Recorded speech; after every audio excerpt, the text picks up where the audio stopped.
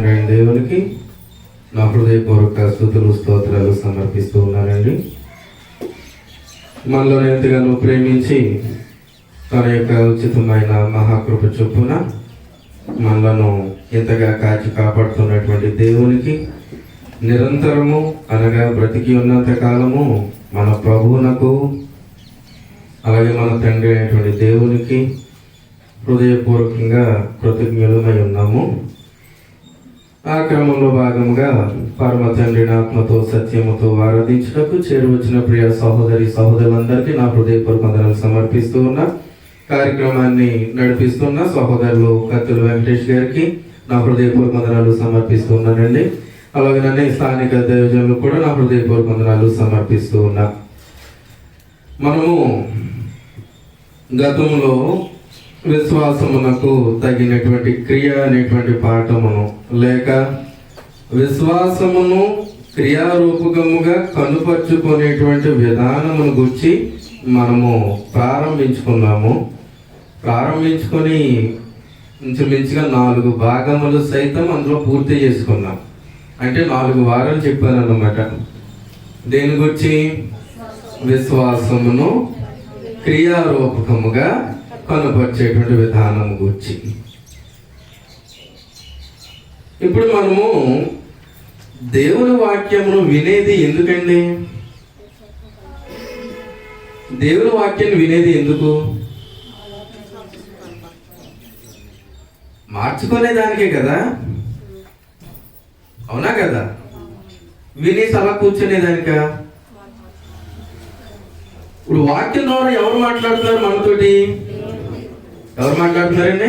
వాళ్ళ గట్టి మాట్లాడు, నేనేమనుకోను, దేవుడు మాట్లాడుతూ ఉన్నాడు. ఇప్పుడు వాక్యం ద్వారా దేవుడు మాట్లాడుతూ ఉన్నాడంటే ఇప్పుడు వాక్యం ద్వారా ఏదైనా హెచ్చరిక దేవుడు మనకి ఇచ్చాడు అనుకోండి. ఇప్పుడు ఆ హెచ్చరిక ఎవరు ఇచ్చినట్టు? ఎందుకు ఇచ్చినట్టు హెచ్చరిక? ఆ లోపం ఏమన్నా ఉంటే మార్చుకోండి, నా విధానం ఇది, నేను మీ కొరకు ఏర్పరిచినటువంటి సంకల్ప విధానం ఇది, సంఘములో చేర్చబడిన పరిశుద్ధులు జీవించవలసినటువంటి జీవిత క్రమం ఇది. ఆ జీవిత క్రమంలో భాగం ఏంటంటేను ప్రాముఖ్యంగా వీటి ద్వారా విశ్వాసము. ఆ విశ్వాసము ఒక్కటే సంపాదిస్తే సరిపోదు. ఆ విశ్వాసమునకు క్రియ లేకపోతే విశ్వాసము ఒక్కటిగా ఉండిపోతుంది, అది చచ్చిపోయినటువంటి స్థితిలోకి పోతుంది. కనుక నీవు సంపాదించినటువంటి విశ్వాసమునకు ఏ విధమైన ఉపయోగం లేకుండా పోతుంది, క్రియ లేకుండా అని దేవుడు చెప్పాడా లేదా? ఇప్పుడు ఏం చేయాలి? గ్రంథం ద్వారా ఏం నేర్చుకున్నాము? విశ్వాసమునకు తగిన క్రియ. ఎవరికోసం అది విశ్వాసంలో తగిన క్రియ? దేవుని కనపరుచుకోవాలి. ఎవరు కనపరుచుకోవాలి? రైట్. 4 వారాలు నేర్చుకున్నామా లేదా? Is there any change? నేనైతే ఏం చూడాల. విశ్వాసమునకు తగిన క్రియలో నేను మార్పేం చూడాల. కారణం ఏంటో నాకు తెలియదు.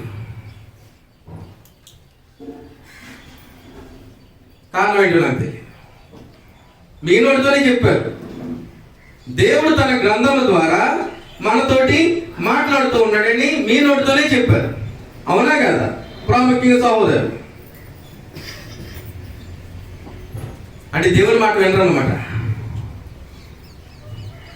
అవునా? దేవుని మాట అంటే లెక్కలేదు, మాకు అవసరంలా.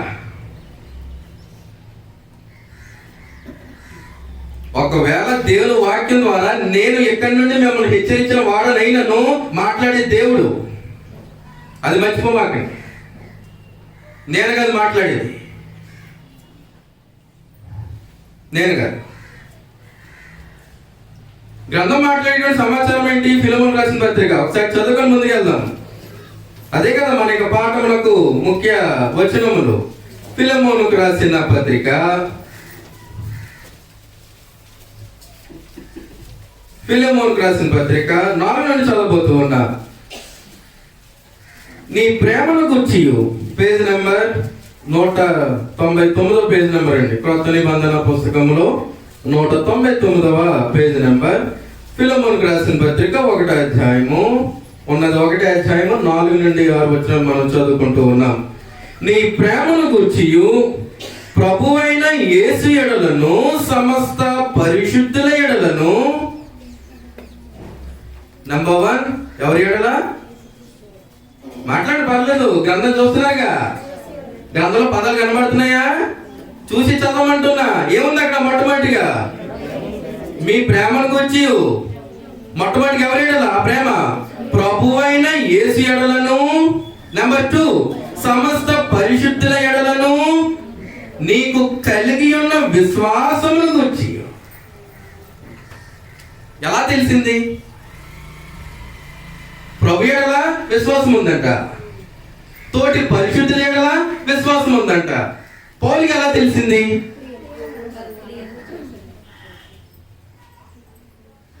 ఎలా తెలిసిందండి?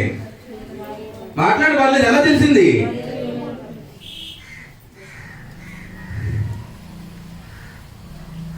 నేను విని నా ప్రార్థన యందు నీ నిమిత్తము విజ్ఞాపనము చేయుచు ఎల్లప్పుడూ నా దేవునికి కృతజ్ఞతాస్తుతులు చెల్లించుచు క్రీస్తును బట్టి మీ యందున్న ప్రతి శ్రేష్టమైన వరము విషయమై నీవు అనుభవ పూర్వకముగా ఎరుగుట వలన.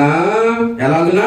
అనుభవ పూర్వకంగా. పేతురు రాసిన 2వ పత్రికలో మాట్లాడతాడుగా, క్రీస్తుని గురించిన అనుభవ జ్ఞానము విషయములో. కిందకి మాట్లాడితే ఏం చెప్తాడు? మిమ్ములను సోమరులైనను నిష్ఫలులైనను కాకుండా చేయును. ఎప్పుడు?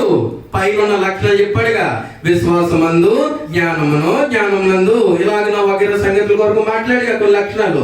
ఆశ, నిగ్రహము, సహనము, భక్తి, సహోదర ప్రేమ ఇవి మీకు కలిగి విస్తరించి.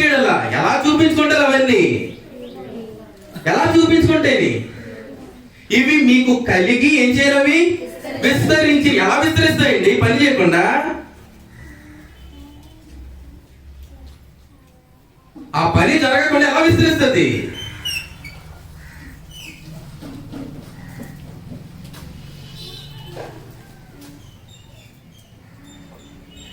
కనుక ఎవరు మాట్లాడుతున్నాడు అనమాట? నీవు అనుభవపూర్వకముగా ఎరుగుట వలన ఇతరులు నీ విశ్వాసమందు చూపిస్తున్నాడు. ఇతరులకు ఏమండి? ఇతరులకు చూపిస్తున్నాడా లేదా? మనమే చూపిస్తున్నాము. మనము ఏమి చూపిస్తున్నాము?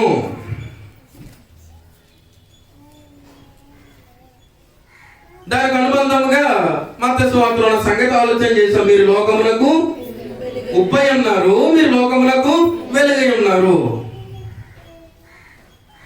దాని గురించి మన స్వాతంత్ర దినోత్సవ దినమున ప్రత్యేకమైనటువంటి ప్రార్థన గుడికి పెట్టినప్పుడు చెప్పా, ఉప్పుకి ఉప్పు వల్ల ఏమైనా ఉపయోగం ఉందా? లేదు. వెలుగుకి వెలుగు వల్ల ఏమైనా ఉపయోగం ఉందా? లేదు. అది ఏం చేస్తుంది? అది ఉప్పు ఇతరులకు రుచిస్తుంది, ఉపయోగపడుతుంది ఇతరులకు. వెలుగు ఇతరులకు మార్గాన్ని చూపిస్తుంది, వెలుగునిస్తుంది, ఉపయోగపడుతుంది ఇతరులకు. నీ విశ్వాసం ఇతరులకు ఉపయోగపడాలని నిన్ను సృజించిన నీ దేవుడు తన యొక్క గ్రంథం ద్వారా నేను హెచ్చరిస్తూ ఉండగా ఉపయోగపడుతున్నారా నీ దేవుని యొక్క సేవలో?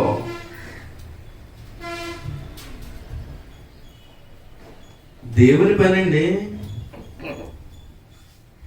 ఎవరి పని? దేవుని పని అండి. It's not my work. నా పని కాదది. We are all servants of God. దేవుని యొక్క సేవకులమై ఉన్నాము. ఆయనకి సేవ చేస్తున్నారు.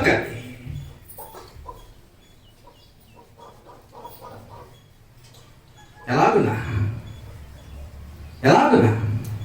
క్రియారూపకముగా ఆయన చూస్తానంటున్నాడు. ఏ నిబంధన లేదు, ధర్మశాస్త్రం లేదు, కొత్త నిబంధన లేదు. అబ్రహాం ఎలాగయ్యాడు? నిబంధన ఉన్నప్పుడు మరి ఎలా విశ్వాసం తండ్రి అయ్యాడు?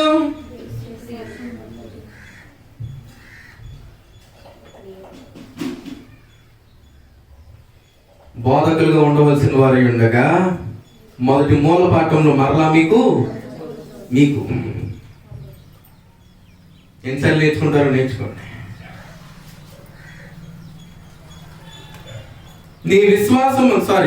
నీవు అనుభవపూర్వకముగా ఎరుగుట వలన ఇతరులు నీ విశ్వాసమందు పాలివారొకటన్నది కార్యకారి కావలునని వేడుకొనుచున్నాను. పౌలు వేడుకుంటున్నాడు ఫిలెమోను. అలా ఫిలెమోను ఉన్నాడు, ఇంకెవరు లేరా గ్రంథంలో? బోలెడు మంది ఉన్నారు. అలాగనే దేవుని యొక్క వాక్యమును సంఘములకు బోధించి ఉండగా దేవుని యొక్క వాక్యమును వినిన పరిశుద్ధులు తమ యొక్క జీవితములను ఏదైతే వాక్యాన్ని విన్నారో ఆ ప్రకారంగా తమ యొక్క జీవితములను సైతము మార్చుకొని వారు కూడా ఉన్నారు.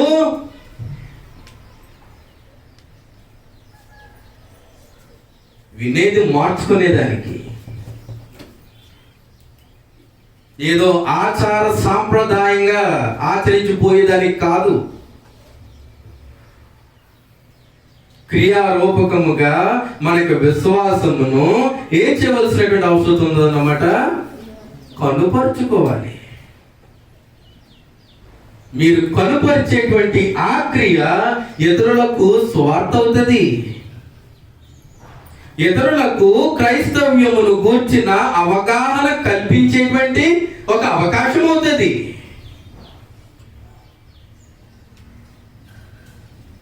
కనీసము ప్రభు దినమును కూడా సహకారము క్రియారూపకముగా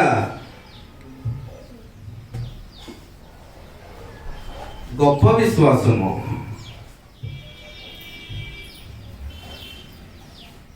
తన ప్రాణము పెట్టి అర్పించిన విశ్వాసం అంట. చూడండి ఒకసారి పేతురు రాసిన మొదటి పత్రిక 1వ అధ్యాయం. పేతురు రాసిన మొదటి పత్రిక 1వ అధ్యాయము 3వ వచనం చదవబోతూ ఉన్నా. 1వ అధ్యాయము 3వ వచనం చదవబోతూ ఉన్నా. మన ప్రభువగు యేసుక్రీస్తు తండ్రి అయిన దేవుడు స్తుతింపబడును గాక. దేనికి? మృతులలో నుండి యేసుక్రీస్తు తిరిగి లేచుట వలన జీవముతో కూడిన నిరీక్షణ మనకు కలుగునట్లు, అనగా అక్షయమైనదియు నిర్మలమైనదియు వాడబారనిదియునైన స్వాస్థ్యము మనకు కలుగునట్లు ఆయన తన విశేష కనికరము చొప్పున మరలా జన్మింపచేసెను. ఏం చేశాడు? తన విశేష కనికరము చొప్పున. అసలు పదాలు వదిలేకండి. విశేష కనికరము ఎవరి ఎడల?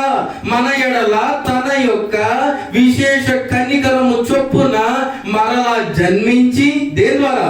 బాప్తిస్మము ద్వారా మరలా జన్మించి నీ జీవితము పరిశుద్ధ పరుచుకునేటువంటి అవకాశమునిచ్చాడు ప్రభు అయినటువంటి యేసుక్రీస్తు. ప్రభు అయినటువంటి యేసుక్రీస్తు వారిని భూమి మీద పంపించింది ఎవరండి? తండ్రి అయిన దేవుడు. నేను అడిగిన దానికి మీరు సమాధానం చెప్పారనుకో, మొత్తులై ఉండరు. లేదనుకోండి, తాగుబోతుల కంటే దారుణంగా ఊపుతుంది. రెస్పాన్స్ కావాలి, ఆ యాక్టివ్నెస్ ఉండాలి దేవుని సముఖంలో. రైట్, ఎవరు మాట్లాడుతున్నాడు అనమాట? మృతులలో నుండి యేసుక్రీస్తు తిరిగి లేచుడు వలన జీవముతో కూడిన నిరీక్షణ. ఏ నిరీక్షణ అండి? జీవముతో కూడిన నిరీక్షణ. ఎప్పుడు వస్తుంది? ఎప్పుడు రాసిన పత్రిక 11:1 నిరీక్షణ ఎప్పుడు వస్తుంది? విశ్వాసం లేక నిరీక్షణ ఉందా? విశ్వాసం లేకుండా ఏం లేదు, నిరీక్షణ లేదు. క్రియలు లేకుండా ఏం లేవు. నిన్ను మరలా జన్మింపజేసింది ఎందుకు? మరి ఎలాగునా? తన విశేష కనికరము చొప్పున ఏం చేశాడు అనమాట?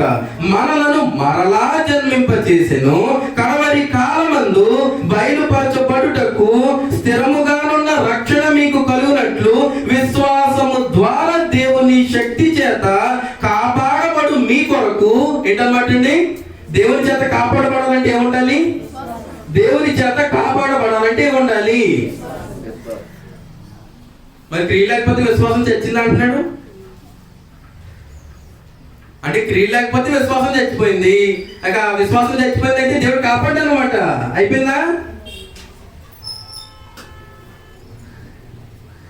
దేవుడు ఊరికనే తన యొక్క నియమాన్ని మన చేతికి ఇవ్వాల. చేతిలో పెట్టుకొని నిద్రపోయి కొనుపాట్లు పడేదానికి అది గ్రంథం దేవుడిస్తా.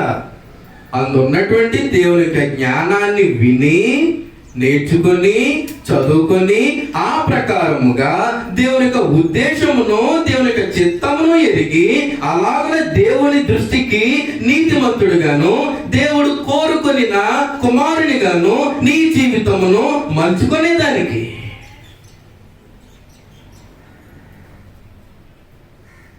ప్రాణం అర్పించాడండి. నువ్వు విశ్వాసంలో బలపడడానికి ప్రాణం ఇచ్చాడు. కనీసం దేవుని యొక్క ఎంత వాక్యం విన్నప్పటికీ దేవుని యొక్క సేవలో సహకరించలేకపోతున్నానే అనేటువంటి ఆలోచన కూడా రావట్లేదా సహోదరులారా?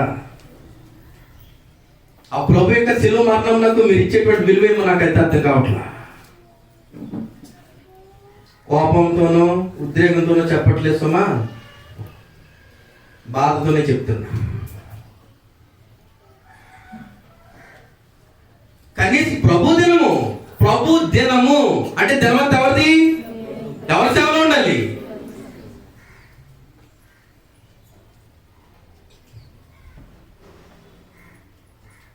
కొరింథీయులకు రాసిన రెండవ పత్రిక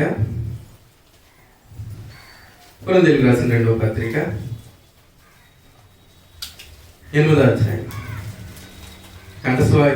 కానుకల వరకు చదువుకుంటాంగా. ఎవరికి అనుగ్రహింపబడిన కృప?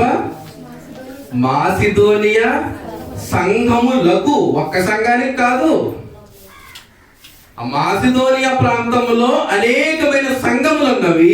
పౌలు బోధించిన బోధలు అంత మాత్రమేనా? చూడండి 8వ అధ్యాయము 16వ వచనం చదువుకొని మొదటి వచనానికి వద్దాం. 8వ అధ్యాయము 16వ వచనము చదువుకొని మొదటి వచనానికి వద్దాము. మీ విషయమై నాకు కలిగిన ఈ ఆసక్తినే, ఎవరి విషయమై? తోటి పరిశుద్ధుల విషయమై అపోస్తలుడైన పౌలుకు కలిగిన ఆసక్తినే తీతు హృదయములో పుట్టించిన దేవునికి.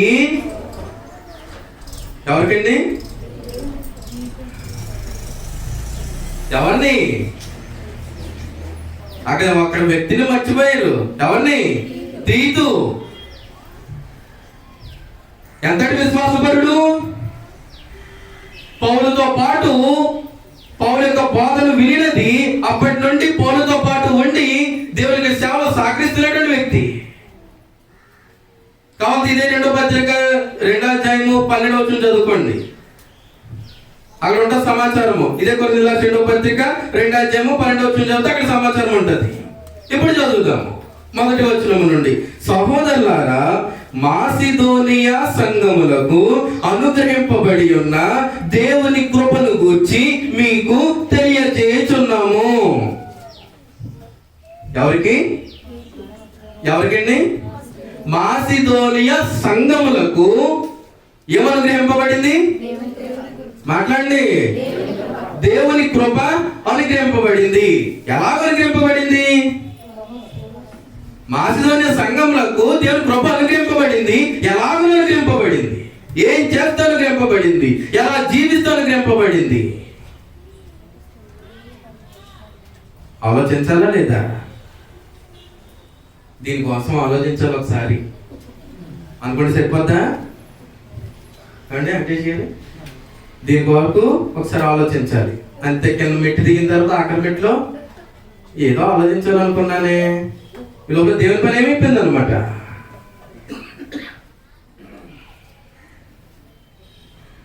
విశ్వాసం అనేది స్థిరంగా ఉంటే దేవుని యొక్క పని గురించి ఆలోచన కోల్పోండి. ఎలాగో మాసిదోనియా సంఘము బలపడింది, సంఘములు. కింద చదువుతున్నా, దేవుని కృపను గురించి మీకు తెలియజేస్తున్నాము. ఎలాగనా దేవుని కృప అనుగ్రహింపబడిందంటే ఎలాగనగా వారు బహు శ్రమల వలన పరీక్షింపబడగా పారిపోయి మూలం కూర్చున్నారు కదా. పారిపోయి మూలం కూర్చున్నారండి. ఏం చేశారు? వారు బహుశ్రమ వలన పరీక్షింపబడగా ఏం చేశారు? అత్యధికముగా దేవుని కృప విలువ గుర్తెరిగిన వారు కనుక, దేవుని కృపను పొందినవారు. ఆ దేవుని కృపను పొందాలంటే ముందు దేవుని యొక్క విలువ తెలియాలి కదా. దేవుని యొక్క విలువ తెలిస్తే ఆ దేవుని యొక్క విలువలో ఎలా నడుచుకోవాలో తెలియాలి కదా. ఇదిగో దేవుని వాక్యాన్ని శ్రద్ధగా వినాలి, అనుసరించాలి. రెంటిలో ఏది జరగకపోయినను నీ ఆత్మీయ జీవితము వృధా అయిపోద్ది. దేవుడు చెప్పిందే. మళ్ళీ శాపనార్థాలు పెట్టేస్తున్నారు. అలాంటి ఏం లేదు. ఇందులో వాక్యం ఉన్నదన్నట్టుగానే బోధిస్తున్నాము. జీవితాలు మార్చుకునే దానికి మీకు అర్థమవుతుందండి. ఎలాగనగా వారు బహుశ్రమ వలన పరీక్షింపబడగా అత్యధికముగా సంతోషించిరి, మరియు వారు నిరుపేదలైనను వారి దాతృత్వము బహుగా. ఏంటది? నిరుపేదలైనను వారి దాతృత్వము. క్రియనా? క్రియ కదా. క్రియ. వారి దాతృత్వము బహుగా విస్తరించెను. ఈ కృప విషయంలోను దేవుని వాక్యం విన్నారు. దేవుని వాక్యాన్ని విని ఈ కృప విషయంలోను పరిశుద్ధుల కొరకైన పరిచర్యలో పాలు పొందు విషయంలోను. గుర్తుపెట్టుకోండి, దేవుని వాక్యాన్ని విని ఏం చేస్తూ ఉన్నారు వాళ్ళు? దేవుని యొక్క కృప విషయంలోను పరిశుద్ధుల కొరకైన పరిచర్య. ఎవరి పని అది? పరిశుద్ధుల కొరకైన పరిచర్య ఎవరి పని అండి? అది దేవుని పని. ఎలా చేస్తూ ఉన్నారు? క్రియారూపకంగా చేస్తూ ఉన్నారా? మేము నమ్మాము అని చెప్తూ ఉన్నారా? వారు నిరుపేదలైనను వారి దాతృత్వము బహుగా విస్తరించెను. అనగా సామర్థ్యమునకు మించి పరిశుద్ధుల కొరకైనటువంటి పరిచర్య చేస్తూ ఉన్నారు వాళ్ళు. ఇది ఒక్కటే కాదు. దాతృత్వం అనేసరికి ఇది ఒక్కటే కాదు. ముందు ఆత్మలు రక్షించాలిగా. ఇది ఇచ్చుకుంటా పోతే ఆత్మలు ఎప్పుడు రక్షింపబడతాయి? దీని పక్షమే చూస్తారు. ముందు దేవుని యొక్క వాక్యమును ఇతరులకు తెలియజేసేటువంటి పరిచర్య, ప్రాముఖ్యంగా దేవుని యొక్క వాక్యాన్ని బట్టి బలపడేటువంటి పరిచర్య. ఆ తర్వాత దేవుని వాక్యాన్ని బోధించడం క్రియ కాదండి. దేవుని వాక్యం బోధించడం క్రియ కాదా? మరి అందరికి ఇచ్చాడుగా బాధ్యత. నీ తోటి ఆత్మను రక్షించేటువంటి బాధ్యత అందరికి ఇచ్చాడా లేదా? అందరికి ఇచ్చాడు. రక్షిస్తూ ఉన్నామా? విశ్వాసమునకు తగిన క్రియ. విశ్వాసమునకు తగిన క్రియ కనుక ఎవరు మాట్లాడుతున్నాడంటే, మళ్ళీ చదువుతున్న 3వ వచనం నుండి, ఈ కృప విషయంలోను పరిశుద్ధుల కొరకైన పరిచర్యలో పాలు పొందు విషయంలోను మనపూర్వకముగా మమ్మును వేడుకొనుచు. ఎవరిని? దేవుని వాక్యమును బోధించిన పౌలును వేడుకుంటున్నారంట. ఏమని? మనపూర్వకముగా పరిశుద్ధుల కొరకైనటువంటి పరిచర్యలో పాలు పొందే విషయంలో. మనకి రివర్స్ కదా మొత్తం. అది ఇక్కడ ఎంత చెప్పినా జరగట్లేదు, అక్కడేమో మేము ఇలా చేస్తామని రివర్స్ వస్తుంది. అది దేవుడు నిజంగా దేవుని విశ్వాసం అంటే మన యొక్క జీవితంలో జరిగేటువంటి పని అదే. సువార్థికుడు ఎదురొచ్చి బతులాడటం కాదు, సువార్థికునికే ఎదురొస్తారు.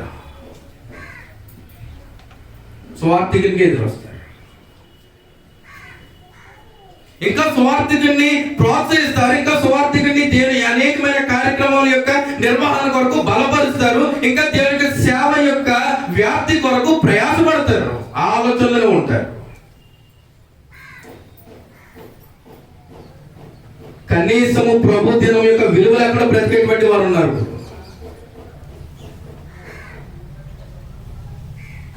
మరి ప్రభు దినం యొక్క విలువ ఏం చేసుకో, మరి అదే విశ్వాసం నాకు అర్థం కావట్లా.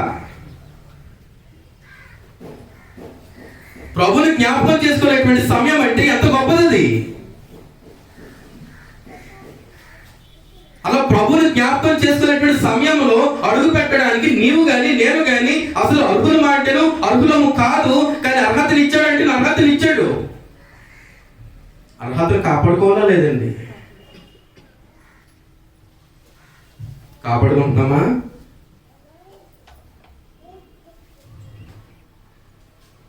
ప్రభు దినమున దేవుణ్ణి ఆరాధించుటకు దేవునికి సొంత ముందు కూడుకొని ముగింపు ప్రాంతం వరకు కూడా లేకుండా పారిపోతుంటాయి. దేవ విశ్వాసం అది. ఉంటున్నారా? అక్కడ ఒకరు నుంచండి, అక్కడ ఆ మెట్ల దగ్గర స్టార్టింగ్ పాయింట్ లో ఎంతమంది మిమ్మల్ని పర్మిషన్ అడిగితే అడిగి వెళ్తారో చూడండి. తొందరగా వెళ్ళిపోవాలి, డ్యూటీ టైం అయిపోయింది. విశ్వాసం అది. నెంబర్ 2, విశ్వాసం తగిన క్రియ అండి అది. దేవుడు ఆ విశ్వాసం కోసం మాట్లాడా? ఆ విశ్వాసం మీలో ఎలాగైనా ఫలింపజే నిమిత్తమే ప్రభు తన యొక్క ప్రాణమును పెట్టాడా? మీకు నచ్చినటువంటి విశ్వాసం కనుపరిచేదానిక, దేవుని యొక్క చిత్త ప్రకారం మీకు అనుగ్రహింపబడిన విశ్వాసమును కనుపరిచేదానిక? దేవుడు అనుగ్రహించిన విశ్వాసం, మీకు నచ్చిన విశ్వాసమా? ఏది?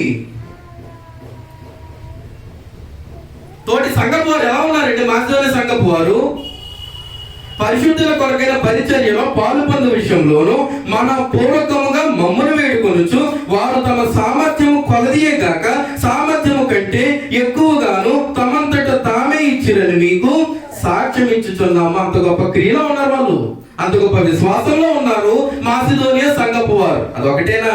కింద వచనం చూడండి, 5వ వచనం నుండి. ఇదియుగాక మొట్టమొదట ప్రభునకును, మర్చిపోకండి మాటలు, ఇదియుగాక మొట్టమొదట ప్రభువునకును దేవుని చిత్తము వలన మాకును తమ్మును తామే, అంటే దైవజనుడా నా జీవితం నీ చేతిలో పెట్టేశా, దేవుని పనులు ఎలా వాడుకుంటావో నీ ఇష్టం. అర్థమవుతుందండి? ఏమన్నా తప్పు మాట్లాడుతున్నాను, బూతులు మాట్లాడుతున్నానా, ఉన్నదేం మాట్లాడుతున్నానా?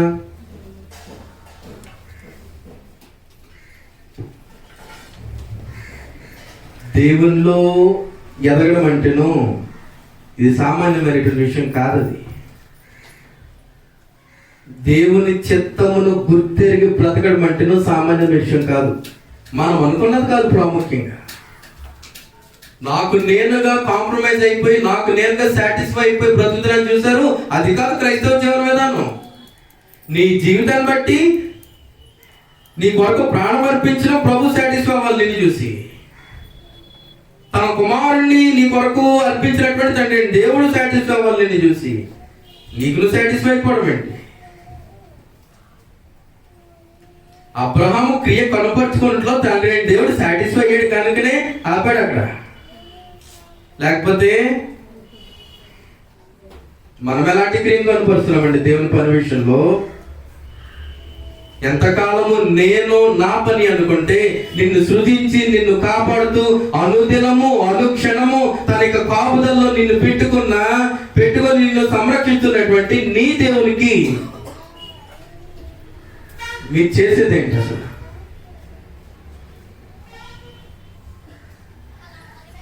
ఆ విలువను గుర్తెరిగిన మాసిదోనియ సంఘపు వారు ఇదిగో తీతు వచ్చాడు, పౌలు వచ్చారు. అలాగే కింద మాట్లాడుతున్నాడు చూడండి, 6వ వచనం. కావున తీతు ఈ కృపను ఎలాగూ పూర్వము మొదలు పెట్టెను. ఎక్కడ? 2వ అధ్యాయంలో చదివితే తెలుస్తుంది. ఎలాగూ మొదలు పెట్టెను అలాగున దానిని మీలో సంపూర్ణము. తీతు ఎలాగైతే మొదలు పెట్టాడో, ఏదైతే మీకు బోధించాడో, ఎలాగైతే మీకు కనపరుచుకున్నాడో అలాగున మీరు కూడా తీతు వలనే విశ్వాస విషయంలోను విశ్వాసమునకు తగిన క్రియ విషయంలోను సంపూర్ణము చేయమని మేము అతన్ని వేడుకుంటుమి. ఎవరిని? తీతును. వచ్చి చేశాడండి, చేశాడు. 7వ వచనం. మీరు ప్రతి విషయంలో, అనగా వచ్చేసింది అసలైన సమయానికి, మీరు ప్రతి విషయం, మీరు అని ఎవరితో మాట్లాడుతున్నాడు? మాట్లాడు సహోదరులు, మీరు అని ఎవరితో మాట్లాడుతున్నాడు? సంఘముతో మాట్లాడుతున్నాడు. మాసిదోనియా సంఘపు పరిశుద్ధులతో మాట్లాడుతున్నాడు. ఏమని మాట్లాడుతున్నాడు? మీరు అనగా ప్రతి విషయంలో, అనగా విశ్వాసమందును ఉపదేశమందును.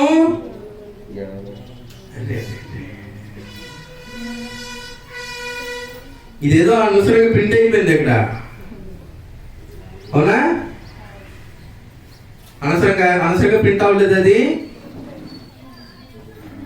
నెంబర్ 1 విశ్వాసమందును, నెంబర్ 2 ఉపదేశమందును, నెంబర్ 3 జ్ఞానమందును, నెంబర్ 4 సమస్త నీవు జీవించేటువంటి క్రైస్తవ జీవన విధానం విషయంలో జాగ్రత్త ఎందును, మీకు మాయల ప్రేమ ఎందును ఎలాగూ అభివృద్ధి పొందుతున్నారు,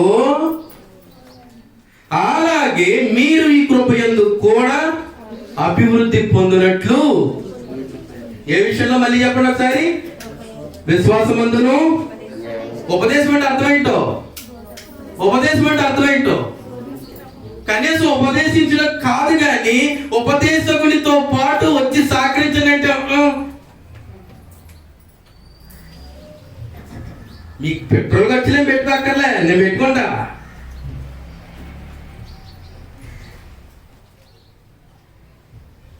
ఎక్కువసేపు అయితే మళ్ళీ ఎక్కడ చెప్పింది మర్చిపోతారేమోనని బైబిల్ తరగతుల్లో 2 కీర్తనలు పాడి 35 నిమిషాలు దాటాలే. ఎక్కువ అంటే 35 నిమిషాలు, లేదంటే అరగంటలోనే క్లోజ్ కాదు. రాజేష్ గారిని అడిగింది, గంటే చెప్తున్నాను నేను నిజంగా బైబిల్ తరగతి. ఏమన్నా భారం ఉందండి అందులో? ఎందుకంటే కొద్దిగా చెప్తే ఆ మాటలు గుర్తు పెట్టుకుంటారనేటువంటి ఆలోచన. నాకున్న పాండిత్యాన్ని అంతటినీ కూడా టైం అంతా తినేసి వెరగపోస్తాను అనుకోండి, ఏం గుర్తుంటది? ప్రారంభంలో ఉన్న ఆసక్తి ఉన్న మాటలు కూడా పోతాయి. తక్కువ సమయంలోనే కార్యక్రమం నిర్వహించుకొని వస్తూ ఉన్నాం. కనీసం ఒక గంట కూడా సహకరించడానికి ఎంతమంది ఉన్న సోదరులు కనీసం ఒక్కరికి ఈవెన్ 1 మెంబర్ రాజకీయాన్ని పక్కన పెడితే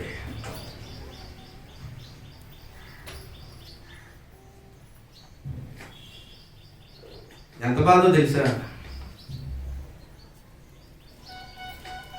ప్రభు దినమున గోనగూడెంలో చీడిగా నేను కొట్టుకోవాలి, ఎవరు లేరు. ప్రారంభ ప్రార్థన అయినే, వాక్యపట్నం అయినే, మళ్ళీ ప్రార్థన అయినే, మళ్ళీ ప్రభురాత్రి భోజనానికి ప్రార్థన అయినే, మళ్ళీ క్రీస్తార్థం వరకు నేను చేస్తాను, మళ్ళీ కానుకల వరకు వాక్యం అయినాయి. పంచడానికి ఉన్నారు, చదివేదానికి ఎవరు లేరు అక్కడ సహకరించేదాన్ని. మరి ఆరాధన అయిన తర్వాత ఏం చేస్తున్నారో నాకు అర్థం కావట్లేదు. విశ్వాసము అలా పనిచేస్తుందా? విశ్వాసములోను, విశ్వాసమందును, ఉపదేశమందును, మళ్ళీ ఏదన్నా విశ్వాసమందును, ఉపదేశమందును, జ్ఞానమందును, సమస్త జాగ్రత్త యందును, మీకు మాయడలోనున్న ప్రేమ యందును. అలాగున పౌలు బోధించినటువంటి క్రీస్తు యొక్క జ్ఞానమును బట్టి వారు అలాగున తమ యొక్క జీవితములను సంఘంలో ఉన్న ప్రతి ఒక్కరు కూడా మార్చుకుంటూ క్రియారూపకంగా తమ యొక్క విశ్వాసాన్ని కనుపరుచుకుంటూ పౌలు బోధించినటువంటి జ్ఞానమును ఆసక్తితో విని వారు కూడా ఉపదేశకులుగా తయారవి అనేకులకు ఉపదేశములు చేస్తూ అనేకులకు క్రీస్తు యొక్క జ్ఞానమును బోధిస్తూ దేవుని యొక్క కృపకు పాత్రమై ఉన్నది మాసిదోనియా సంఘంలో. పని చేస్తేనే కదా దేవునికి కృప ఇచ్చేది. అండు గోపి గారు, పని జరిగితేనే దేవుని కృప. అక్కడ ప్రారంభంలో ఎవరు మాట్లాడు? మాసిదోనియా సంఘంలో అనుగ్రహింపబడిన దేవుని కృప అన్నాడు. ఎలా అనుగ్రహింపబడిందని మాట్లాడుకుంటూ వస్తూ కిందకి మాట్లాడుకుంటూ వచ్చాడు. ఇంకో వారు ఎలా ఉన్నారు? ఉపదేశమందును, జ్ఞానమందును, దేవుని యొక్క పనిలో సహకారమందును, సమస్త విధమైన జీవన విధానమందును వాక్యానుసారముగా ఉన్నారు. ఒకరినొకరు ప్రోత్సహించుకుంటున్నారు క్రియారూపకముగా. అందుకు దేవుని కృప విస్తరింప చేయబడింది. దేవునికి కావలసింది విశ్వాసముతో కూడిన పని, విశ్వాసముతో కూడిన క్రియ. ఫిలమోన్లో అదే చూసాము, మాసిదోనియా సంఘంలో అదే చూసాము. చూడాలంటే ఇంకా చాలా ఉన్నాయి. పాత నిబంధన నుండి చూసుకుంటూ రావచ్చు. తక్కువ జ్ఞానమే లేదు విశ్వాసం కోసము. చివరికి ఏం చేశారో చూడండి, కింద వచనము. ఆజ్ఞపూర్వకముగా మీతో చెప్పుటలేదు, ఇతరుల జాగ్రత్తను మీకు చెప్పుట చేత మీ ప్రేమ ఎంత యథార్థమైనదో పరీక్షింపవలెనని చెప్పుచున్నాను. 9వ మీరు మన ప్రభువైన యేసుక్రీస్తు కృపను ఎరుగుదురు కదా. ఆయన ధనవంతుడై ఉండి మీరు తన దారిద్ర్యము వలన ధనవంతులు కావాలని మీ నిమిత్తము ఏమయ్యాడు? మీ నిమిత్తం అయ్యాడు, మనందరి నిమిత్తం ఏమయ్యాడైనా. ఎందుకు దరిద్రుడు అయ్యాడు ఆయన? ఎందుకు? విశ్వాసాన్ని సంపాదించడానిక? విశ్వాసాన్ని పక్కన పెట్టడానిక? విశ్వాసమును సంపాదించి ఆ విశ్వాసమును క్రియారూపకంగా కనుపరచడానిక? నేను విశ్వసించాను, నా అంత గొప్ప భక్తిపడు లేడని గొప్పలు చెప్పుకునేదానిక? ఎందుకోసము? ఆ ప్రభువు నీ కోసము అంత దారిద్ర్యాన్ని భూమి మీద అనుభవించవలసిన అవసరం వచ్చింది. ఎందుకు అన్ని బాధలు భరించవలసినటువంటి అవసరం వచ్చింది? ఎందుకు అన్ని శ్రమలు అనుభవించవలసిన అవసరం వచ్చింది? తిరుగుబడేటువంటి అవకాశం లేక, అవకాశం ఉండి కూడా ఆయన నోరు తెరిచి మాట్లాడిన వాడు కాదు ప్రభువైన యేసుక్రీస్తు వారు నీ రక్షణ కోసం. అరే నీ కోసము నీ ప్రభువు అంత గొప్ప త్యాగము చేస్తే ఆ ప్రభు కోసమైనటువంటి పని చేయాలనేటువంటి ఆలోచన సైతము కనీసం సోదరులకి లేకపోవచ్చు. ఇంట్లో ఉన్న స్త్రీలు ఏం చేస్తున్నారండి? కనీసం అడగరా? ఇలా కార్యక్రమాలు జరుగుతుంది కదా, బ్రదర్తో పాటు వెళ్ళొచ్చు కదా అనేటువంటి ఆలోచన మీకు రావట్లేదండి? ఏం ప్రోత్సహిస్తున్నారండి? అది ఎలా క్రైస్తవ కుటుంబం అవుతుంది?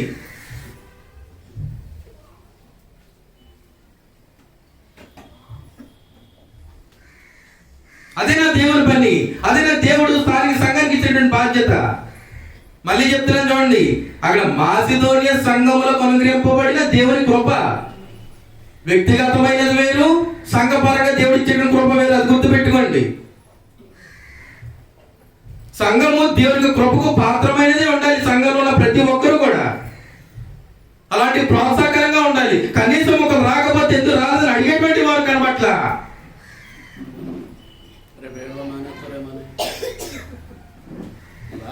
అడిగితే రాలేమనేస్తారు, మళ్ళీ రేపొద్దుట మళ్ళీ వాళ్ళు అడుగుతారు. ఎవరిని ఎవరు అడగకుండా ఉంటే సైలెంట్ గా వెళ్ళిపోతారు. ఎంతవరకు కరెక్ట్ అండి అసలు? అలా దేవునికి సేవ కొరకు మీకు ఉద్దేశం ఏంటి అసలు? నేను గ్రంథాన్ని ఉపయోగించే మాట్లాడుతున్నా, గ్రంథం చూపించే మాట్లాడుతున్నా. ఎందుకు మాట్లాడుతున్నాను? ఇవే దగ్గర ఎందుకు మాట్లాడుతున్నాను? మీరు కూడా దేవుని యొక్క పనిలో పాలి భాగస్తులు కావాలని, మీరు మిమ్మల్ని అందరినీ కూడా దేవుని పనిలో పాలి భాగస్తులుగా చేసి ఈ కాపాడు క్రీస్తు సంఘమును దేవుని యొక్క కృపకు పాత్రమైనదిగా చేద్దామని ఆలోచన. అంతమించి ఏం లేదు. ఆ దేవుని కృపను కూడా ఆలోచన చేయకపోతే చూడండి, ఇక్కడ 16వ వచనంలో తీతు కొరకు చదివాం. ముందు పౌలు దగ్గర తీతుకి వెళ్ళాడు. పౌలు దగ్గరికి తీతు మళ్ళీ ఈ మాసిదోనియా సంఘంలోకి పౌలుతో పాటు వచ్చాడు, బోధించాడు, అన్ని చేశాడు. చూడండి ఇక్కడ చూడండి, 16వ వచనం చదువుతున్నా. మీ విషయమై నాకు కలిగిన ఈ ఆసక్తిని తీతు హృదయంలో పుట్టించిన దేవునికి నా వల్లే పొందాడు. గొప్ప చెప్పుకుంటాడు ఇక్కడ దేవునికి. మరి మీరు? అందుకే చెప్తున్నా, నేను బోధించాను అనుకోవద్దు. దేవుడు మీతో మాట్లాడుతున్నాడు అనుకోండి. ఆత్మీయంగా ఆలోచన చేయండి. బయట మీరు చేసుకునే పనులలో భౌతిక సంబంధంగా ఆలోచన చేసినట్లుగా దయచేసి దేవునికి సొంతలు అలాంటి ఆలోచనతో ఉండకండి. ఇక్కడ ఆలోచన విధానం వేరు, ఇక్కడ జీవించే జీవన విధానం వేరు. ఎక్కడ నేర్చుకొని మీ బయట పనుల్లో కూడా ఇక్కడలాగే ఉండండి, కానీ అక్కడికి ఇక్కడ తెచ్చిపెట్టండి. రెండింటికి తేడా ఉంది. ఇక్కడది అక్కడ పట్టుకెళ్తే మంచిదా? మంచిది. అక్కడది ఇక్కడ తీసుకొస్తే మంచిదా? కనుక అతడు నా హెచ్చరికను అంగీకరించెను కానీ అతనికే విశేషాశక్తి కలిగినందున, అంటే దాని అర్థం ఏంటన్నమాట? సహకరించకపోవడం గల కారణం ఏంటన్నమాట? There is no interest in the God's work. దేవుని యొక్క పని అనగా ఆసక్తి లేక. ఉందా ఆసక్తి? ఉంటే కనపరిచేదిగా.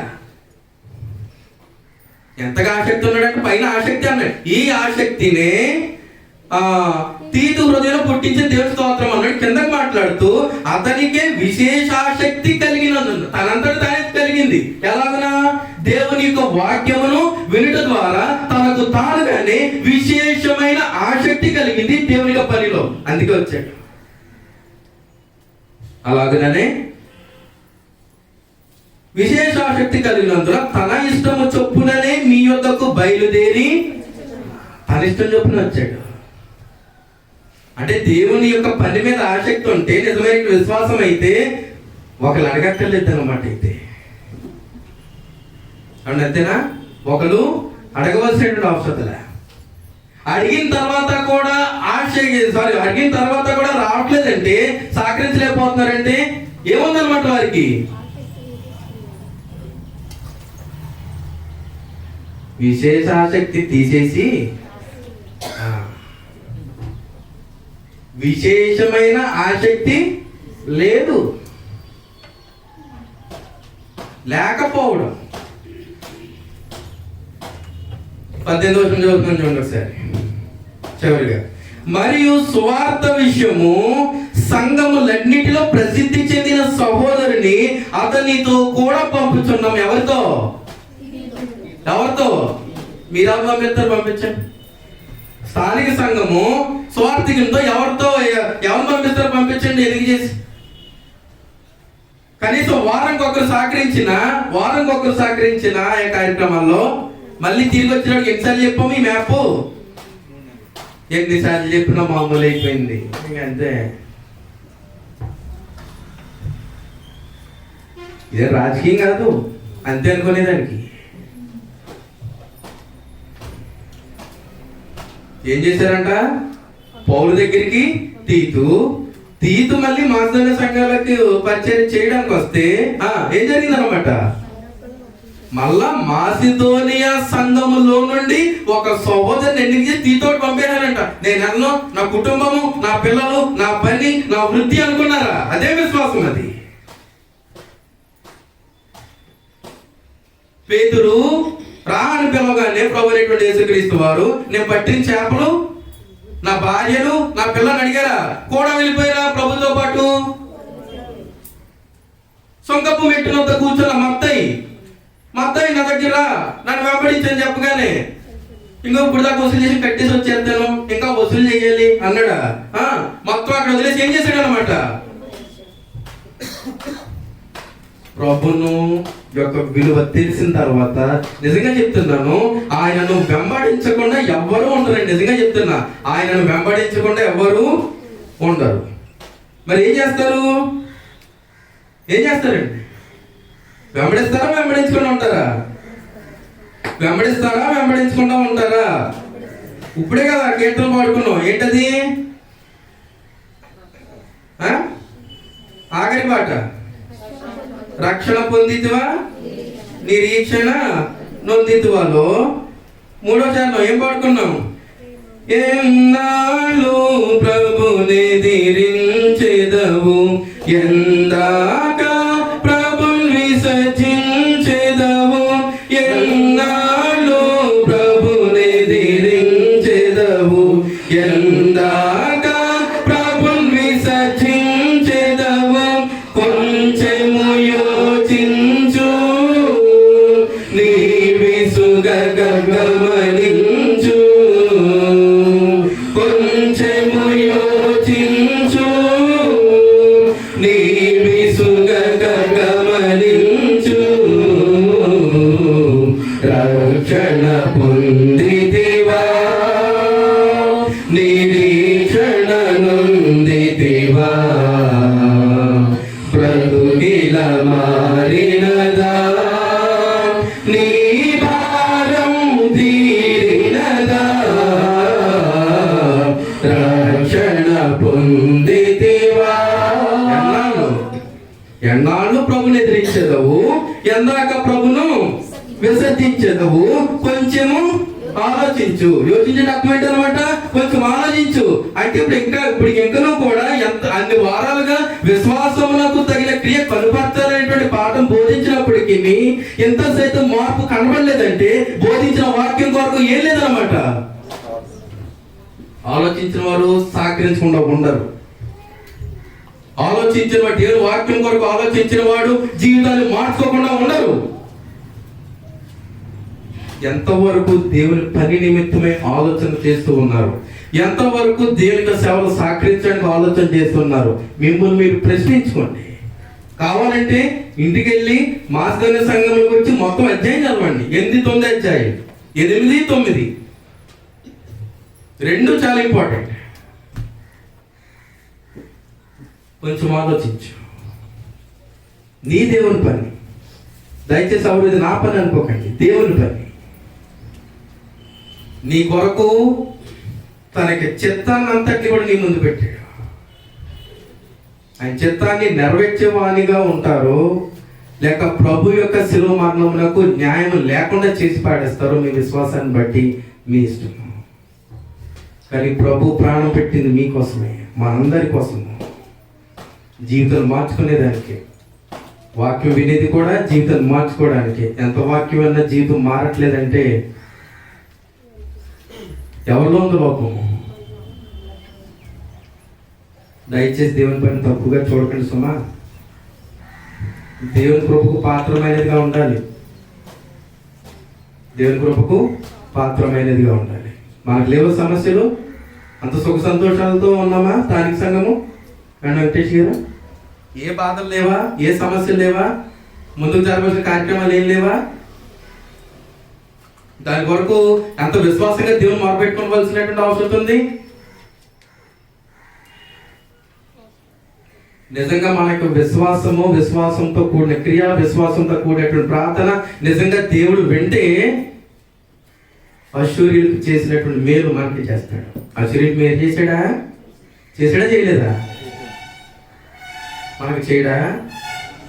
ఇంకొక 40 దినాల్లో మీ పట్టణము నాశనం అయిపోద్దని ప్రవక్త యోనా ద్వారా తెలియజేసిన తర్వాత రాజు సైతము తన యొక్క రాజవస్త్రాన్ని ఇప్పేసి మొత్తం అందరూ కూడా ఒక చోట కూర్చొని దేవునికి మొరపెట్టి నాయనా తండ్రి అని దేవునికి సమాధానం వచ్చేదాకా ఉపవాసం ఉంటే వారి యొక్క భక్తి, అన్యులు ధర్మశాస్త్రం అనుసరించే వారు కూడా కాదు, ఆ అన్యులైనటువంటి అశ్షూరీయుల యొక్క భక్తిని దేవుడు చూసి పశ్చాత్తప్తుడయ్యాడట. దేవుడు ఏం చేశాడంటే, దేవుడే అన్యుల యొక్క భక్తిని చూసి పశ్చాత్తప్తుడయ్యాడట. తాను చేయనుద్దేశించిన కీడు వారి ఎడల చేయక. కనీసం అశ్షూరీయుల కంటే తీసిపోయాం మనము. అశ్షూరీయుల కంటే తక్కువ స్థితిలో ఉన్నామా? క్రీస్తు అంత తక్కువ వాడా? మీ అందరికీ నా హృదయపూర్వకంగా సమర్పిస్తున్నాను.